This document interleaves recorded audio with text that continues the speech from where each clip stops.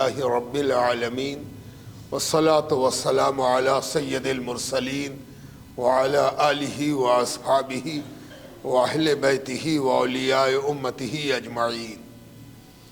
قال اللہ تبارک و تعالی فی القرآن المجید والفرقان الحمید قد افلح المؤمنون الذین هم فی صلاتهم خاشعون آمنت باللہ ورسولہ وصدق اللہ مولانا العظیم۔ بزرگوں، دوستوں اور عزیزوں، ہم اور آپ اللہ رب العزت کے حضور میں ایک ایسی نماز پڑھنے جمع ہوئے ہیں جس کی وجہ سے، جس کے برکت سے، جس کے طفیل میں اللہ تبارک و تعالیٰ نے ہم پر بڑی مہربانیاں فرمائی ہیں۔ یہ نماز ہمارے لیے جہاں ایک طرف عالمی شناخت ہے، ایک وشو استر کی پہچان ہے کہ مسلمان جہاں کہیں بھی شہر میں رہتا ہے، شہری آبادی میں رہتا ہے، وہاں جمعہ پڑھنے کو اکٹھا ہوتا ہے، ایک جگہ جمع ہوتا ہے۔ وہیں دوسری طرف اللہ تبارک و تعالیٰ نے اسے ہمارے لیے عقل و خرد کے لیے ایک تحفہ بنایا ہے، ایک نعمت بنایا ہے، سمجھداری کے حوالے سے، دین کو جاننے کے حوالے سے۔ اور نماز پڑھنے والوں پر آج کا خطبہ بھی ضروری قرار دیا گیا ہے کہ نماز پڑھنے والے آج خطبہ بھی سنیں۔ خطبے کی اہمیت کو بتاتے ہوئے ظہر کی نماز جو عموماً اسی وقت پڑھی جاتی ہے جس وقت جمعے کی نماز ہے، اس میں فرض نماز کو 4 کے بجائے 2 کر دیا گیا، اور ان 2 رکعتوں کے بدلے میں اللہ تعالیٰ نے خطبے کا حکم دیا۔ خطبہ سنو، بات سنو، تقریر سنو، خطاب سنو، تاکہ تم کو نماز کا فلسفہ، بندگی کی روح سمجھ میں آئے، اور تم کو اپنے اس طرف آنے کا راز سمجھ میں آئے۔ تم جو اس طرف آ گئے ہو، یہ آسان ہجرت نہیں ہے، یہ آسان معاملہ نہیں ہے۔ عقل و خرد کا وہ موڑ ہے جہاں سے تم نے اسلام کا انتخاب کیا ہے، قرآن کا انتخاب کیا ہے، اللہ کے رسول صلی اللہ علیہ وسلم کا انتخاب کیا ہے۔ تو یہ انتخاب، یہ چناؤ جو تم نے کیا ہے، اس کے کیا مقاصد ہیں، اس کے کیا فائدے ہیں، کیا اس کے پرتی تمہارا دائتو ہے، کیا کرتویہ ہے؟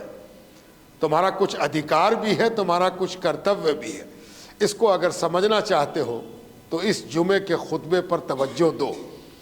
خطیب حضور صلی اللہ علیہ وسلم کی روشنی میں، حضور پاک علیہ السلام کی اتباع میں، پیروی میں، کہ حضور جب جمعے کو خطبہ دیتے صلی اللہ علیہ وسلم تو اس بات کا خیال رکھتے کہ سننے والوں کی فکری ضرورت کو پورا کریں، عبادت کا فلسفہ سمجھائیں۔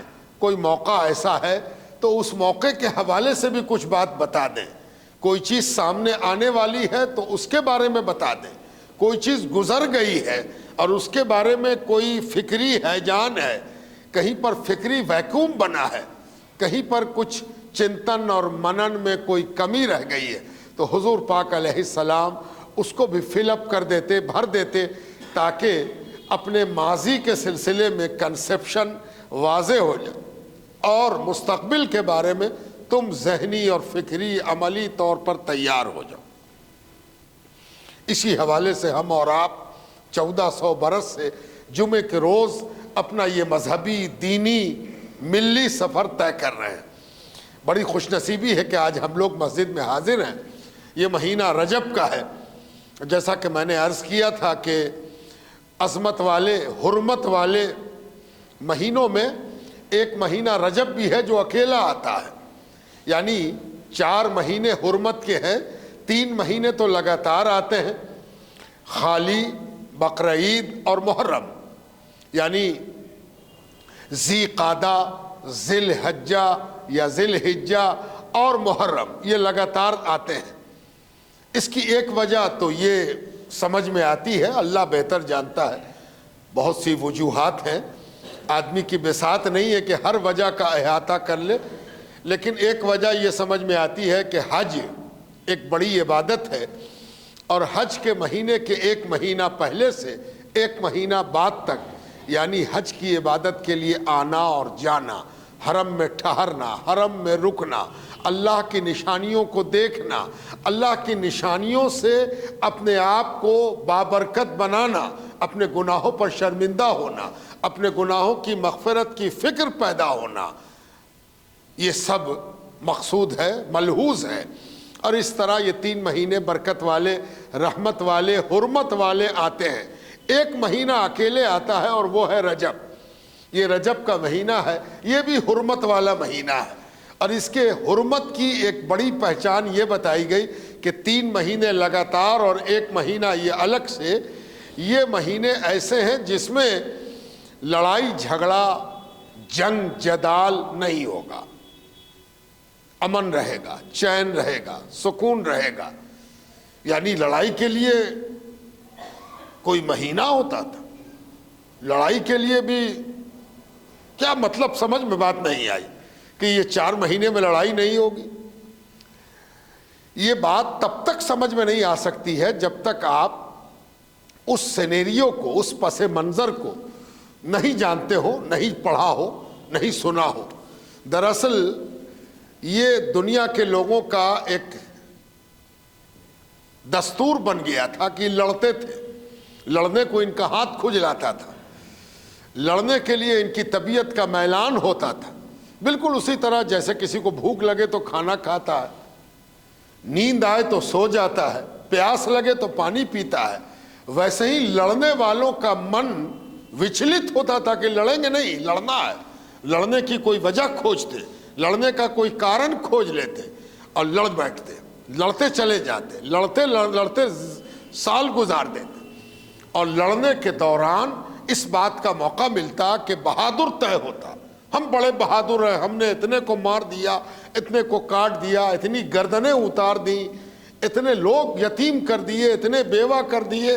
یہ بہت بڑا کریڈٹ تھا، اور اس کے لیے انسان جنگ کو پسند کرتا تھا اور جنگی زندگی گزارتا تھا۔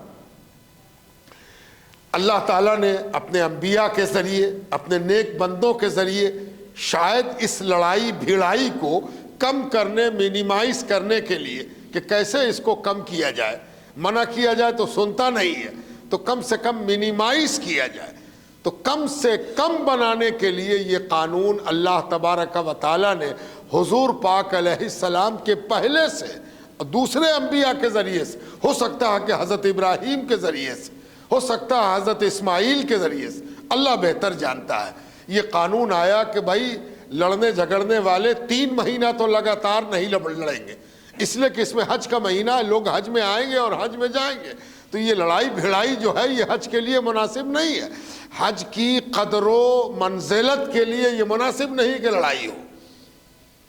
اور 1 مہینہ رجب ہوگا جس میں لڑائی جھگڑا نہیں ہوگا۔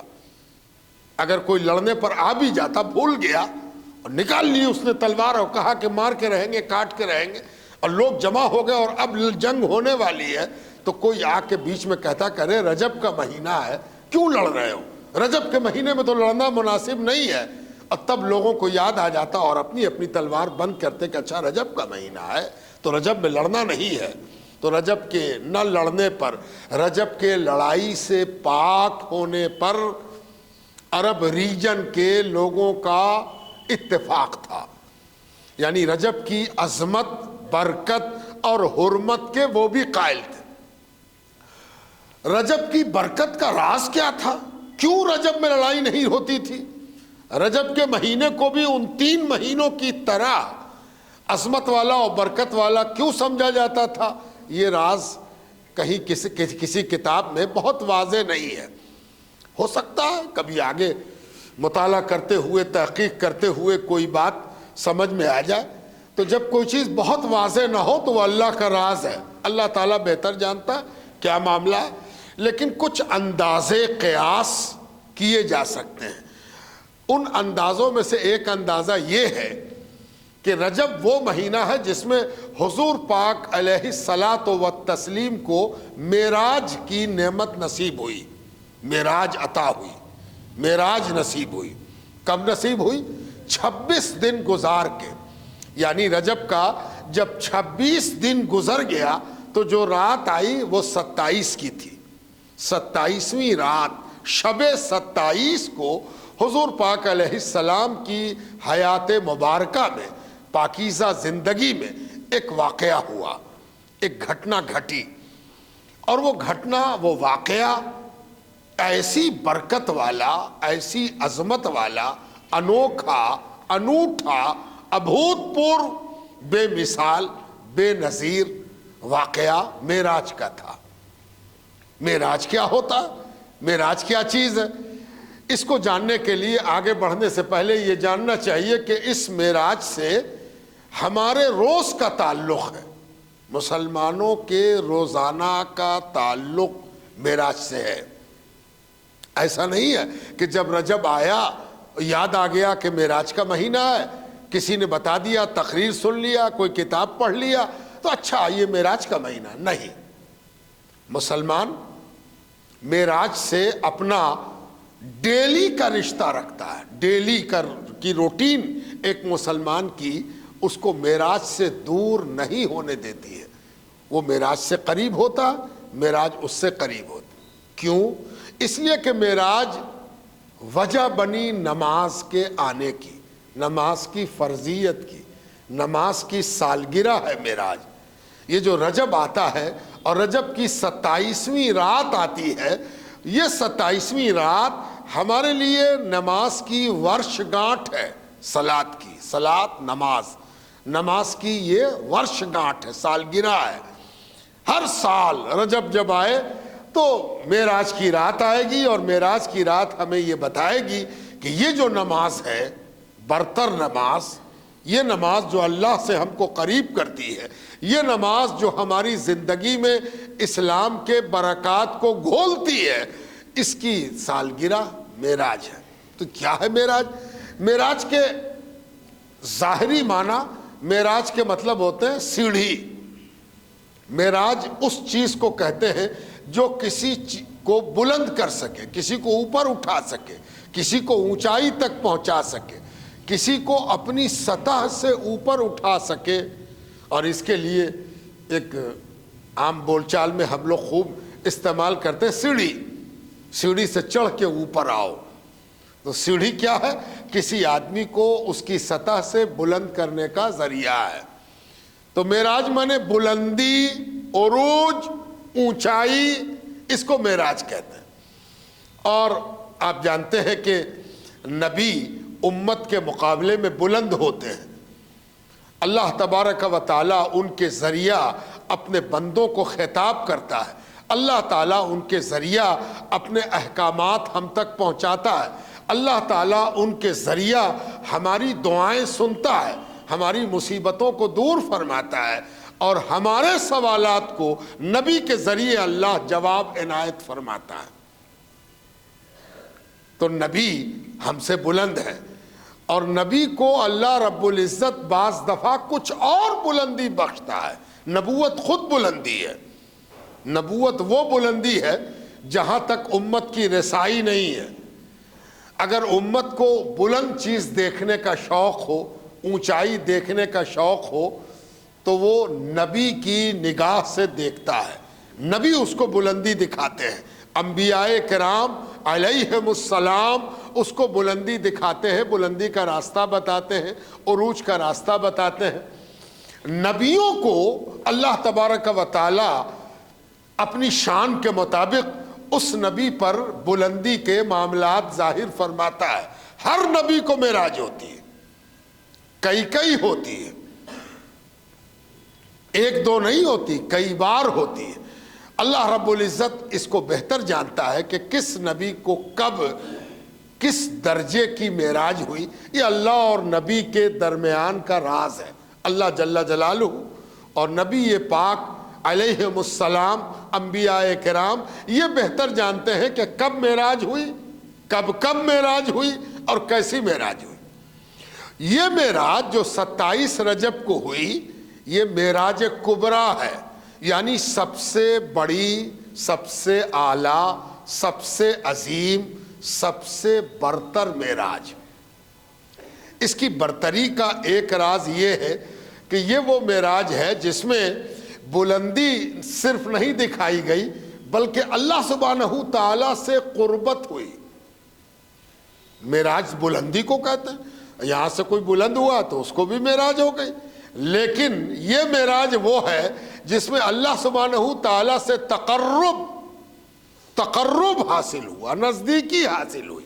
اللہ سبحانہ تعالیٰ سے تقرب کی وجہ سے یہ معراج ساری معراج سے منفرد ہے، اعلیٰ ہے، برتر ہے، سرووتم ہے، سب سے اونچائی والی ہے، سب سے اونچے درجے کی ہے۔ اور اسی لیے ایک بات ذہن میں آتی ہے کہ شاید معراج کی وجہ سے رجب کو عظمت حاصل ہوئی کہ جب نبی کا اتنا بڑا معجزہ، نبی پر اتنی بڑی نوازش، حضور پاک علیہ الصلاۃ والتسلیم پر اتنی بڑی کرم فرمائی ہوئی، تو بعض دفعہ نبی پر کرم فرمائی کا دائرہ اتنا وسیع ہوتا ہے کہ وہ مہینہ بھی اس کی برکت کا متحمل ہو جاتا ہے، وہ مہینہ بھی اس کی برکت کا ایک دروازہ بن جاتا ہے۔ تو عجب نہیں کہ معراج کی وجہ سے یہ برکت آئی ہو۔ اور بھی بہت سی روایات ہیں، لیکن ساری روایات کو پڑھ دینا، سن لینا یہ کافی نہیں ہوتا۔ بعض دفعہ بہت طرح کا خیال سننے سے ذہن بھٹکتا ہے، اس لیے ذہن کو مرکوز رکھتے ہوئے اتنی بات پر توجہ رہنی چاہیے۔ یہ جو معراج ہے، اسی معراج نے حضور پاک علیہ السلام کے ذریعے ہم تک معراج کا تحفہ پہنچایا۔ یہ معراج کا ہدیہ ہے، یہ معراج کا تحفہ ہے۔ یہ معراج آپ جانتے ہیں کہ آپ بھی خود بھی دن رات سفر کرتے رہتے ہیں، کہیں باہر جاتے ہیں، کسی بڑے سفر پر آپ جاتے ہیں تو آپ اس بات کا خیال رکھتے ہیں کہ عزیزوں کے لیے کچھ لے کے چلیں۔ گھر لوٹیں گے تو بال بچے، دوست احباب ہم سے پوچھیں گے کہ بھائی آپ بہت دور گئے، بڑا لمبا سفر طے کر کے آئے، تو ہم سفر کی رودات سنائیں گے تو کچھ ان کے لیے لے بھی چلیں۔ لو یہ لے کے آئے ہیں، جیسے لوگ حج میں جاتے ہیں تو حج میں گئے تو پن کھجور لے کے آ رہے ہیں، کھجور لے کے آئے، اور زمزم کا پانی ہے، یہ تسبیح ہے، یہ مصلی ہے، یہ دیکھو نا، یہ ہم نے مکے میں خریدا ہے، یہ ہم نے مدینے میں خریدا ہے۔ دیکھنے والے اس کو دیکھ کر خوش ہوتے ہیں کہ ہم مکہ اور مدینہ نہ جا سکے تو ان دونوں حرمین شریفین، اللہ ان دونوں کو ان کی عزت میں، ان کی عظمت میں اور برکت دے۔ اس کی چیز کو آپ کو دیکھ کے خوشی ہوتی ہے، آپ چھوتے ہیں اس کو تو ایسا لگتا ہے کہ ہم تو حرم نہ جا سکے، حرم کی چیز کو ہم چھو رہے ہیں، ہے نا۔ آپ کھڑے ہو کر زمزم پیتے ہیں قبلہ رو ہو کے، اور آپ سے کہا جاتا ہے کہ زمزم پیتے وقت دعا کرو، جو تمہارے من میں ہے اللہ سے مانگنا ہے اللہ سے مانگو۔ کیوں؟ اس لیے کہ زمزم کا پانی اللہ کی نشانیوں میں سے ایک نشانی ہے، اور جب کوئی نشانی کو دیکھے تو اس کو یاد آتا ہے کون؟ جس کی نشانی ہے، اللہ کی نشانی ہے تو اللہ یاد آیا۔ اور اللہ رب العزت کی یاد آدمی کی دعاؤں کی قبولیت کا وسیلہ ہے۔ دعا قبول ہوتی تو زمزم کا پانی پیو تو کھڑے ہو جاؤ، کھڑے ہو کے پیو، تاکہ دوسرے پانی سے یہ ممتاز ہو جائے۔ کیوں کھڑے ہو کے پیو؟ سب پانی تو بیٹھ کے پیتے ہیں، بیٹھ کے پینے کا حکم بھی ہے۔ زمزم کے کھڑے ہو کر پینے کا راز یہ ہے کہ پینے والے کو دیکھ کر سب کو پتہ چل جائے کہ یہ عام پانی نہیں پی رہا، یہ الگ پانی پی رہا ہے، یہ زمزم کا پانی ہے۔ اس کے پینے کی ترکیب اور ترتیب اور اس کا ادب اس کو عام پانی سے ممتاز اور الگ بنا رہا ہے۔ ساتھ ساتھ اللہ تعالیٰ سے دعا بھی کرو، ذکر الہی بھی کرو پانی پیتے وقت۔ تو یہ دستور ہے بلا تشبیہ و تمثیل۔ میں تشبیہ نہیں دے رہا ہوں، میں بات کو سمجھنے کے لیے ایک اشارہ کر رہا ہوں، ملا نہیں رہا ہوں۔ بھلا ہم لوگوں کے تحفہ لانے سے اور نبی کے تحفہ لانے سے برابری کیسے ہو سکتی ہے؟ ناممکن۔ اس لیے حضور پاک علیہ السلام جب معراج سے واپس آ رہے ہیں تو اللہ رب العزت نے ایک مہربانی فرمائی، ایک کرم کیا، اور کچھ سوغات بھی، کچھ تحفے بھی، کچھ ہدیے بھی، کچھ انعام بھی، کچھ اکرام بھی، کچھ مہربانیاں بھی، کچھ عطائیں بھی، کچھ شفقتیں بھی، مرحمتیں بھی ساتھ کر دی کہ میرے نبی، میرے محبوب، میرے پسندیدہ، تمہاری امت کے لیے تمہارے ذریعے کچھ تحفے اور تحائف بھی دیے جاتے ہیں۔ یہ بڑی عظمت کی بات ہے، بڑی برکت کی بات۔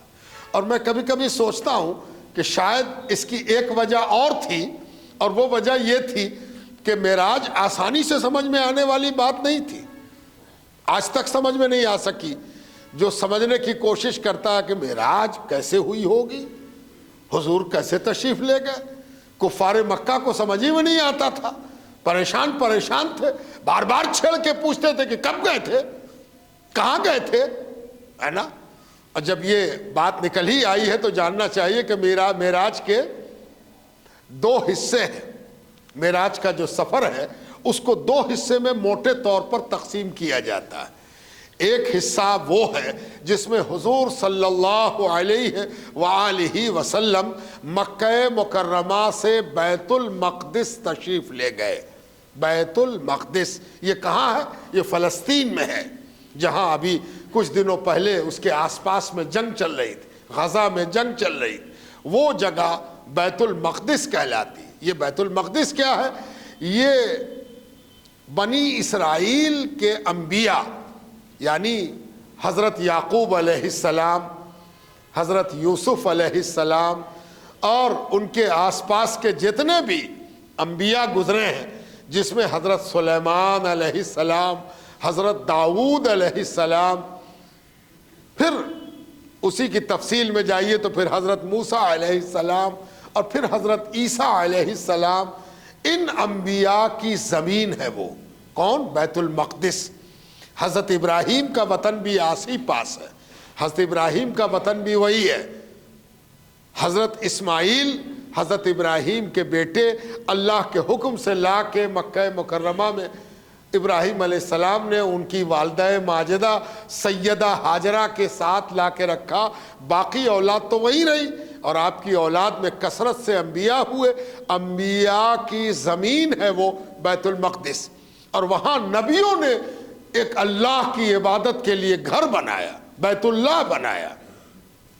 جیسے ابراہیم علیہ السلام نے کعبے میں کعبہ بنایا، مکہ مکرمہ میں کعبہ بنایا، ویسے ہی حضرت ابراہیم کی اولاد میں انبیاء نے وہاں اپنے اپنے زمانے میں تعمیر کی اور پرانی تعمیر کو درست کیا۔ تو یہ جو جگہ بنی ہوئی ہے مسجد، یہ ہیکل سلیمانی ہے، یہ سلیمان علیہ السلام نے اس کو بنایا تھا، اور ان کے حکم سے اجنہ نے بنایا تھا، جنات، ایسی قوم ان کے تابع اللہ تعالیٰ نے کی تھی جو بظاہر لوگوں کو نظر نہیں آتی تھی، لیکن وہ بہت تیز کام کرنے والی، طاقت والی، قوت والی، انہوں نے وہ جگہ بنائی تھی۔ وہ جگہ ہے، اور وہ جگہ بہت زمانے سے قبلہ تھی، یعنی اسی کی طرف منہ کر کے نماز پڑھا جاتا تھا۔ جو امت بھی آتی رہی، ہر امت میں نماز عبادت کا طریقہ، عبادت کا ڈھنگ موجود تھا اپنے اپنے طریقے سے، جو نبی سکھا کے گئے تھے۔ اگر امت نے اس کو باقی رکھا تو ویسے ہی تھی، ورنہ امت نے اگر اس میں چھیڑ چھاڑ کی تو کچھ تبدیلی لا دی، لیکن عبادت انبیاء کی لائی ہوئی ان کی امتوں میں رہی۔ اور نماز پڑھتے وقت منہ کدھر کرتے تھے؟ بیت المقدس کی طرف، اسی گھر کی طرف۔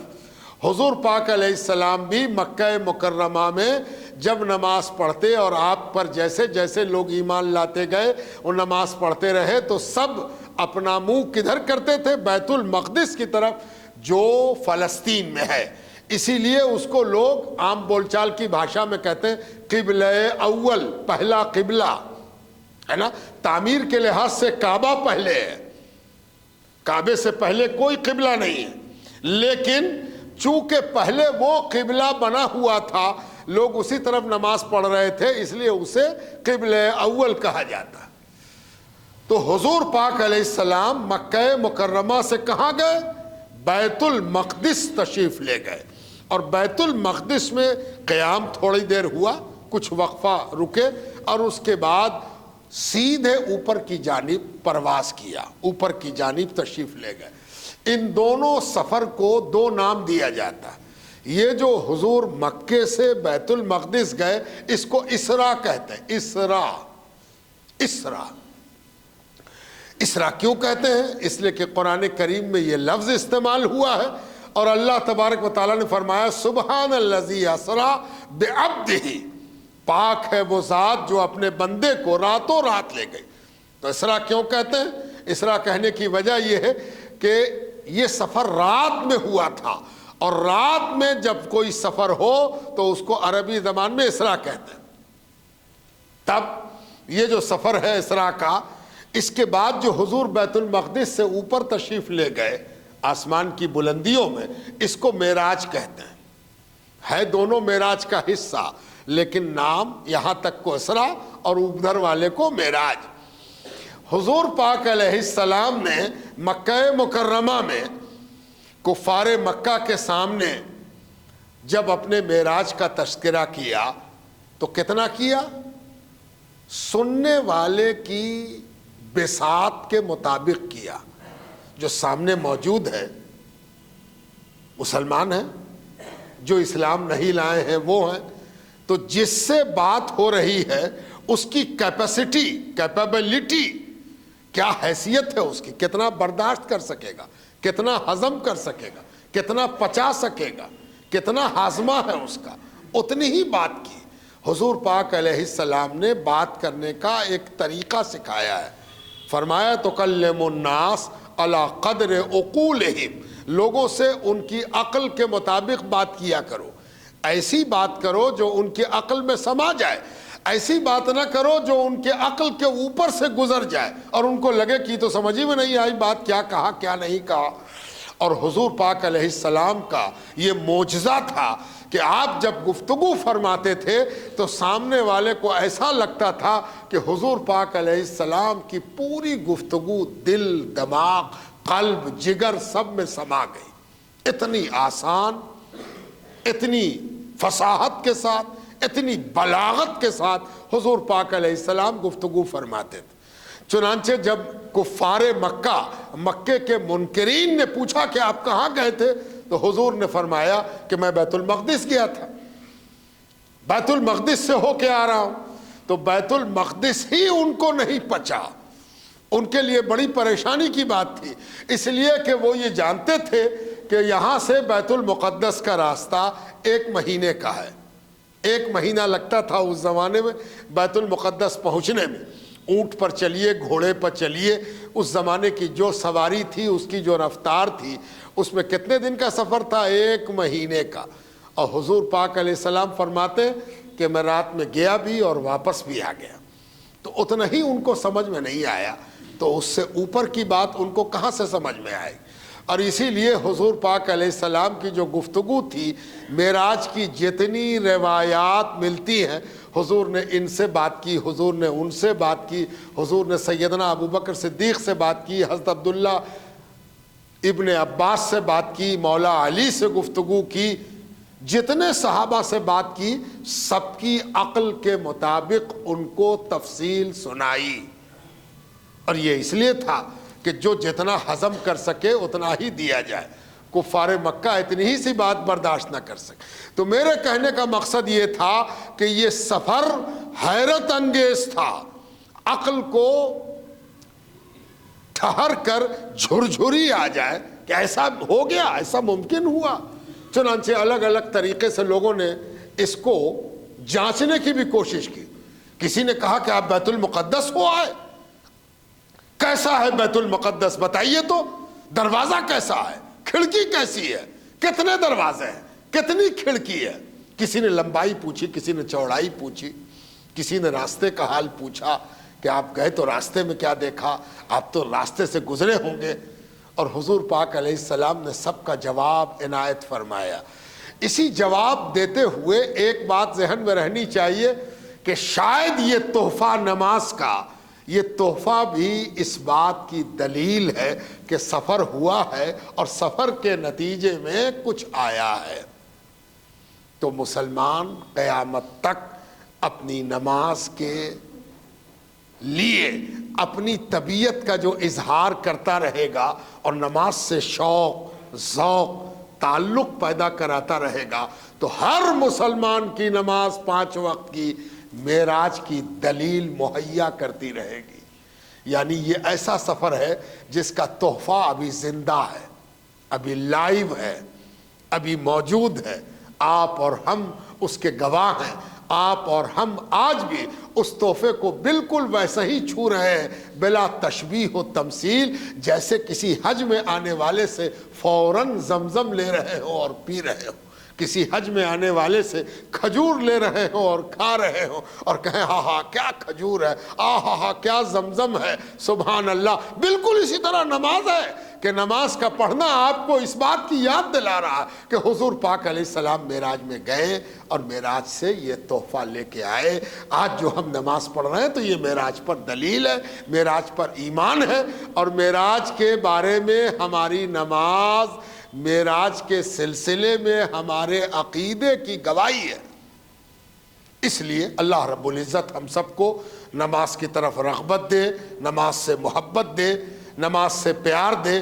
اب چلتے چلتے ایک بات اور سن لیجئے، پھر آئندہ جمعے کو ہم لوگ کوشش کریں گے کہ اور اس میں اور کچھ اضافہ کر سکیں، کچھ جان سکیں کہ یہ رجب کا مہینہ برکت والا ہے، تو اس میں برکت والا کچھ کام بھی ہونا چاہیے۔ روزے کی روایات آئی ہیں، روزہ رکھے، نفل روزہ رکھے، موسم اچھا ہے، ٹھنڈا موسم ہے، جوان لوگ جن کو بھی رغبت ہو جائے کچھ نفل روزے رکھ لینے چاہیے۔ کوئی خاص دن اگر آپ رکھنا چاہیں تو جس رات معراج ہوگی اس کے بعد کی صبح، شب 27 کے بعد 27 تاریخ، 27 کو روزہ رکھ سکتے ہیں۔ بہت سے لوگ ممکن ہے کہ آپ سے کہیں گے کہ اس کا کوئی ثبوت نہیں ہے، روایات موجود ہیں لیکن بعض لوگوں کو ثبوت کی تلاش بہت ہوتی ہے۔ ثبوت کی تلاش اچھی چیز ہے، بحث ہونی چاہیے، بحث کرتے رہیے، ثبوت کھوجتے رہیے، تحقیق کرتے رہیے، لیکن یاد رکھیے نفل روزہ منع نہیں ہے، اور نفل روزہ آدمی کے اندر روحانیت کو مددگار ہے، اللہ کی طرف رغبت میں پلس کرنے والا، بڑھانے والا ہے۔ اس لیے اگر اللہ توفیق دیتا ہے تو آپ اطمینان سے رکھ سکتے ہیں، روایات بھی موجود ہیں۔ ہاں سند میں جائیے گا کہ بحث کیجئے گا تو بحث میں ہر طرح کی چیزیں ملتی ہیں، ہاں بھی نہ بھی، پازیٹیو بھی نگیٹو بھی۔ بحث سے اپنے آپ کو بچائیے اور دل کو اپنا مفتی بنائیے۔ اگر آپ کا دل آپ کو نیکی کی رغبت دیتا ہے تو نیکی کے لیے کسی ثبوت کی ضرورت نہیں ہے۔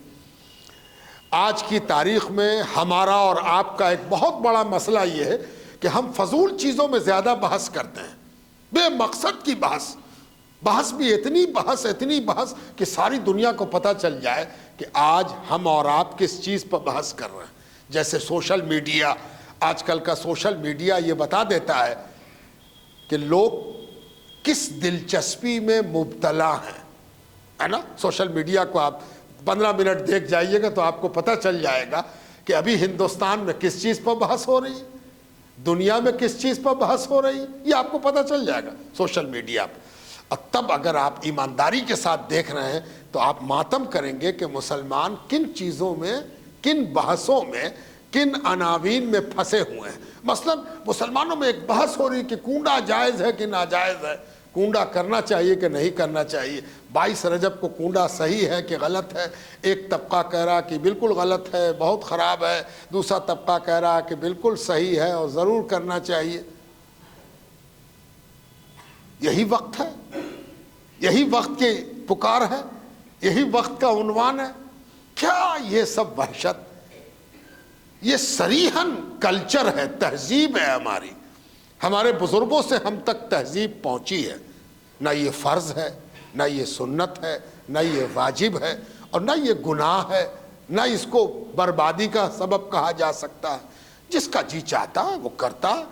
اگر اس میں کوئی خرابی نظر آتی ہے تو خرابی یہ دیکھی جائے گی کہ جو چیز پکائی جا رہی ہے وہ حلال ہے کہ حرام ہے، جو چیز پڑھا جا رہا ہے وہ صحیح ہے یا غلط ہے، کھلایا جا رہا ہے تو کھلانے کے طریقے میں کوئی ایسی بات تو نہیں ہے جو اسلامی شریعت کے خلاف ہو۔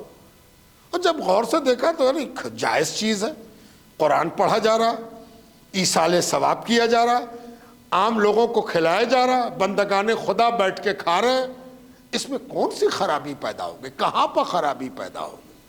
ہے نا؟